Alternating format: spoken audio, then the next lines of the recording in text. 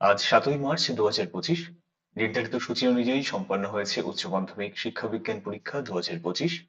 এই পরীক্ষার সম্পূর্ণ প্রশ্নপত্র কিভাবে তোমরা দেখতে পাবে এবং এর পিডিএফ কি করে সম্পূর্ণ বিনামূল্যে ডাউনলোড করতে পারবে, সেটাই আজকের এই ভিডিওতে আমি ব্যাখ্যা করছি। তোমরা প্রথমে গুগলে যাবে। গুগলে গিয়ে তোমাদেরকে টাইপ করতে হবে আমি পড়ি, AMIPORI। আমি পড়ি টাইপ করার পর তোমরা গুগলে সার্চ করবে।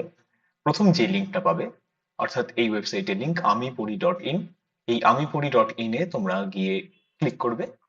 ক্লিক করার পর তোমাদের সামনে এরকম একটা ওয়েব পেজ খুলে যাবে।